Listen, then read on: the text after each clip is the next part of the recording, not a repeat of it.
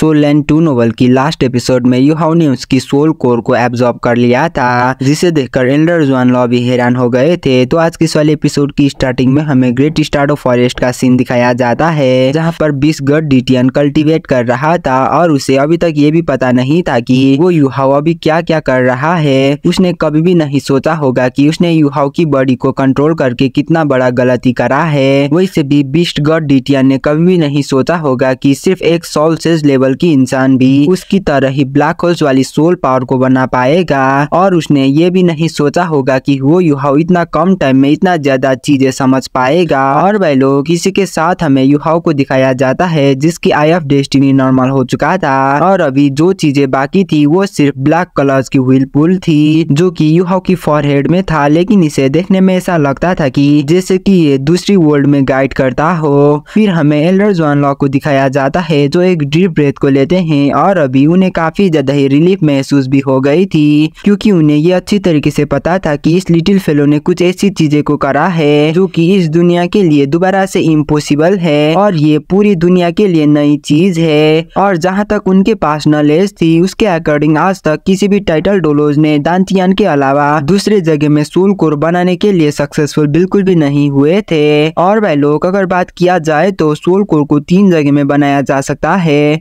जो कि फॉरहेड, डांटियन और एब्डोमेन है, और इन 3 जगह एक सोल मास्टर के लिए काफी ज्यादा ही इम्पोर्टेंट भी होती है। वैसे अगर हम लोग सोल बीस्ट की बात किया जाए तो इंसानों की कंपैरिजन में सोल बीस्ट को सोल कोर बनाने के लिए काफी ज्यादा ही आसान होती है, क्योंकि सोल बीस्ट की फिजिक्स इंसानों की कंपैरिजन में काफी ज्यादा ही स्ट्रांग होती है। इस गॉड डिटियन जो कि एक सोल बीस्ट है, उसकी सभी सोल पावर सोल कोर में कन्वर्ट हो गया था, इसीलिए उसके जैसे एग्जिस्टेंस पूरे वर्ल्ड के अंदर कोई भी नहीं है। इसीलिए ही डिटियन सभी अल्टीमेट डोलोज की कंपैरिजन में काफी ज्यादा ही स्ट्रांग है। लेकिन अभी इस मोमेंट में युहाओ ने सोल सेज लेवल पर ऑलरेडी एक फर्स्ट सोल कोर को बना लिया था, इसीलिए अब इसमें कोई भी डाउट नहीं है कि फ्यूचर में युहाओ टिपिकल इंडिविजुअल के कंपैरिजन में काफी तेजी में इंप्रूव करेगा। इसीलिए ये चीज अनडाउटली एक अनइमेजिनेबल अकम्प्लिशमेंट है। और भाई लोग, अगर बात किया जाए तो अभी के टाइम में एल्डर जुआनलॉ को बस यही चिंता था कि कहीं युहाओ फ्यूचर में टाइटल डोलोज बनने के लिए सेकंड सोल कोर को बना नहीं पाए। और भाई लोग, वैसे अगर बात किया जाए तो अभी के टाइम में एल्डर जुआनलॉ को बस सिर्फ यही चिंता था कि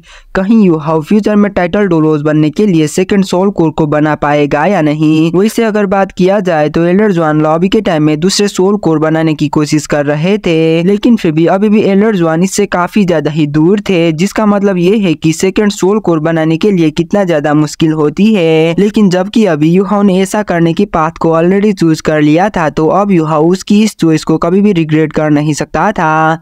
और भाई लोग, इसी के साथ हमें युहाओ को दिखाया जाता है जो कि अब डीप मेडिटेशन करने के लिए बैठ गया था। और अगर बात किया जाए तो युहाओ के पास सोल कोर होने का मतलब ये है कि अब युहाओ की मार्शल सोल स्पेस के अंदर से स्ट्रेंथ को एब्जॉर्ब कर पाएगा। वैसे अगर बात किया जाए तो सोल कोर सिर्फ हेवन एंड अर्थ की एनर्जी को ही एब्जॉर्ब नहीं करेगा, बल्कि ये स्पेस की पावर को भी अनलिमिटेड तरीके से एब्जॉर्ब करेगा। और इसी रीजन की वजह से ही डेथ गॉड डोलो ये जूसी 20 गॉड डिटियन की स्पेस पावर को देखकर घबरा गई थी। वैसे भी वो दोनों ही डेमिगॉड्स थे, लेकिन फिर भी अगर डेथ गॉड डोलो ये जीसुई और डार्कनेस होली ड्रैगन लॉन्ग जाओ या सेम स्टैंडर्ड्स में है, तो 20 गॉड डिटियन इन दोनों के मामले में काफी गुना हायर स्टैंडर्ड्स लेवल पर है। इसीलिए अगर ये दोनों साथ में डिटियन के साथ फाइट करते हैं तो इन्हें एक्सटर्नल सपोर्ट पर रिलाई करना पड़ सकती है। और भाई लोग, इसी के साथ हमें युहाओ को दिखाया जाता है जिसको अभी पेन फील नहीं हो रहा था। उसे ऐसा महसूस हो रहा था कि जैसे कि वो किसी और ही दुनिया में आ गया हो, और सच में ये फीलिंग काफी ज्यादा मैजिकल एंड इंटरटेनिंग था। और भाई लोग, किसी के साथ हमें पता चलता है कि युहाओ काफी लंबे टाइम के लिए क्लोज डोर कल्टीवेशन में चला गया था, जिसे देखकर एल्डर जुआनलॉ भी ये समझ गए थे कि युहाओ इस बारी काफी ज्यादा ही हाई लेवल पर इंप्रूव होने वाली है। और भाई लोग, किसी के साथ हमें बताया जाता है कि एल्डर जुआनलॉ वहां से डायरेक्टली तांग सेक्ट पर आ गए थे, और उन्होंने युहाओ की करंट सिचुएशन के बारे में सभी लोगों को बता दिया था। और युहाओ के बारे में इन सभी चीजें को जानने के बाद बेबे एल्डर जुआनलॉ को कहते हैं कि अच्छा, तो ऐसी बात है, युहाओ आपकी जगह में मेडिटेट कर रहा है, तो क्या अभी युहाओ ठीक है। और भाई लोग, अभी के टाइम में बेबे युहाओ के लिए थोड़ा सा चिंतित हो गया था, क्योंकि युहाओ ऐसे ही एल्डर जुआनलॉ के रूम में मेडिटेट कर नहीं रहा होता। फिर एल्डर जुआनलॉ बेबे की इस बात को सुनकर एक स्माइल के साथ बेबे को जवाब देते हुए कहते हैं कि तुम चिंता बिल्कुल भी मत करो, युहाओ अभी बिल्कुल ही ठीक है। वैसे ये तो युहाओ के के लिए एक काफी बड़ा अपॉर्चुनिटी है। और हाँ, तुम सभी को भी काफी ज्यादा ही हार्ड वर्क करना चाहिए, नहीं तो यू हाउ तुम सभी को कुछ ही टाइम के बाद काफी ज्यादा ही पीछे छोड़कर आगे निकल जाएगा। एल्डर जुआनलॉ की इस बात को सुनकर बेबी जबरदस्ती हंसते हुए कहता है कि हम इसमें कुछ भी कर नहीं सकते हैं क्योंकि वो फेलो एक प्रोडिजी है।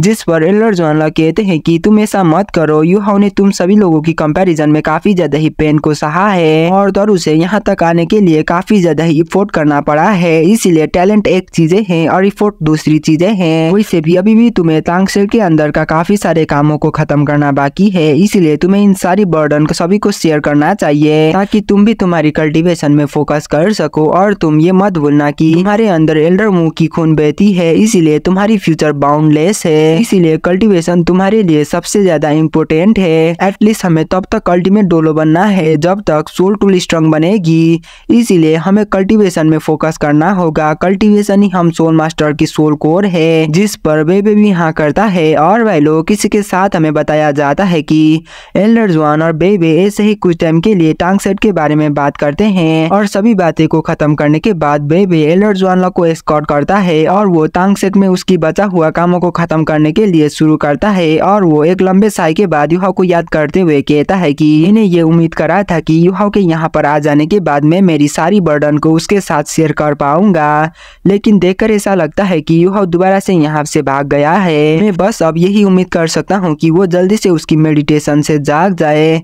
और भाई लोग, बेबी तो ऐसे ही कह रहा था, लेकिन आखिरकार किसे ही पता था कि यूहाओ कितना ज्यादा लंबे टाइम के लिए मेडिटेट करने वाला है। लेकिन अभी बेबी ने जितना लंबे टाइम के लिए सोचा था, यूहाओ उससे भी काफी लंबे टाइम के लिए मेडिटेट करता है। और भाई लोग, ऐसे ही पूरे 1 मंथ गुजर जाते हैं, लेकिन 1 मंथ गुजर जाने के बाद भी यूहाओ की तरफ से कोई भी न्यूज नहीं आती।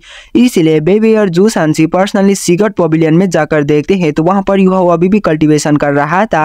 इसीलिए वो दोनों दोबारा से तांगसेट में लौट जाते हैं। और भाई लोग, अगर बात किया जाए तो अभी के टाइम में तांगसेट के मेंबर के पास उतना ज्यादा टाइम भी नहीं था कि वो लोग सीक्रेट पवेलियन में यूहाओ को बार बार देखने के लिए जा सके। इसलिए तांगसेट की मेंबर कभी कभार यूहाओ को देखने के लिए जाते थे। हालांकि वहां पर एक ऐसी इंसान भी थी जो कि बार बार सीक्रेट पवेलियन में यूहाओ को देखने के लिए जाती थी और एल्डर जुआनलॉ भी उसे यूहाओ को देखने के लिए बिल्कुल भी नहीं रोकते थे। और भाई लोग, किसी के साथ हमेशा की ही तरह तांग उटांग यूहाओ को मेडिटेट करा हुआ रूम के अंदर एंटर करती है और वो यूहाओ को ही देखने लगती है जो कि अभी भी मेडिटेट कर रहा था।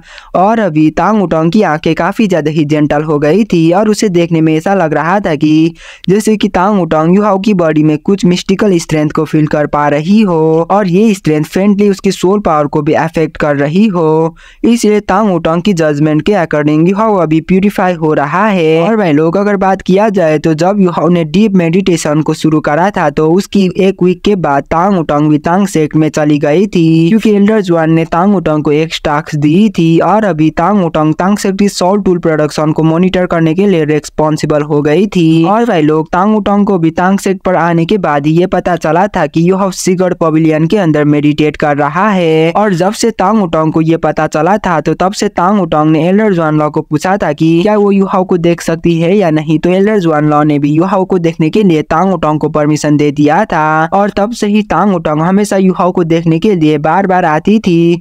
वैसे तो ये तांग उटांग को भी पता नहीं था कि आखिरकार वो यूहाओ की तरफ क्या फील करती है, लेकिन जब यूहाओ और तांग उटांग पहली बार मिले थे तो तब तांग उटांग को ऐसा लगा था कि यूहाओ एक ठरकी बदमाश है। और उसके बाद स्टार्लो एम्पायर की फ्रंट लाइन में आने के बाद तांग उटांग को ऐसा लगा था कि यूहाओ एक चालाक और ब्रेव इंसान है। और जब यूहाओ ने तांग उटांग को डेथ गार्ड की अटैक से बचाया था तो तब उसे यूहाओ काफी ज्यादा ही लॉयल फील हुआ था। और भाई लोग, अगर बात किया जाए तो पास्ट की कुछ मंथ से यूहाओ पीसफुली मेडिटेट कर रहा था और इन पास्ट की कुछ महीने के बाद तांग उटांग को भी यूहाओ की फेस देखने की आदत हो चुकी थी। और जब भी वो यूहाओ की फेस को देखकर वापस लौटती थी तो तब उसे मेडिटेट करने में काफी ज्यादा ही कंसंट्रेटेड फील होती थी। इसीलिए उसकी कल्टीवेशन भी पास्ट की कुछ महीने के बाद काफी ज्यादा ही इफेक्टिव हो गई थी। इसलिए अब यूहाओ को देखने की तांग उटांग की हैबिट भी बन चुकी थी। और भाई लोग, जब भी तांग उटांग यूहाओ से मिलने के लिए आती थी तो वो पूरे 1 घंटे के लिए यूहाओ के पास रुकती थी और पूरे 1 घंटे गुजर जाने के बाद उसे सडनली ऐसा रियलाइज होता था कि जैसे कि अब उसे यहाँ से जाना चाहिए। इसलिए वो हमेशा यहाँ से जाने से पहले ये कहती थी कि अब मुझे यहाँ से जाना चाहिए। मुझे ये तो पता नहीं है कि आखिरकार यूहाओ कब जागने वाला है और क्या पता जब यूहाओ जाग जाएगा तो फ्यूचर में हम दोनों साथ में आ जाए। शायद नहीं, ऐसा नहीं भी हो सकता है। मैं बस यही उम्मीद करता हूँ कि ये जल्दी से इसकी डोंगर से मिले। और भाई लोग, जब से यूहान ने डोंगर के बारे में तांग उटंग को बताया था तो तब से तांग उटंग की माइंड में हमेशा डोंगर की थॉट्स आती थी, जिसकी वजह से तांग उटंग को काफी ज्यादा स्ट्रेंज फील होती थी। और अभी के टाइम में तांग उटंग जब यूहाओ की रूम से वापस लौटने वाली थी तो तब उसकी माइंड में अचानक डोंगर की फेस अपीयर होती है, जिसकी वजह से उसकी बॉडी में हमेशा की ही तरह स्ट्रेंज सेंसेशन अपीयर होती है और उसे ये रियलाइज होता है कि उसकी सोल पावर ऑटोमेटिकली रिलीज हो गई है और उसकी पूरी बॉडी एक फेंट पर्पल गोल्ड लाइट से चमकने लगी है। और भाई लोग, अभी के टाइम में तांग उटंग को देखकर ऐसा लग रहा था कि जैसे कि तांग उटंग को डोंगर्स की मेमोरी वापस आ रही हो। और भाई लोग, इसी के साथ हमारी ये वाला एपिसोड यहीं पे खत्म होती है। मिलते हैं अगले वीडियो में, तब तक के लिए बाय बाय।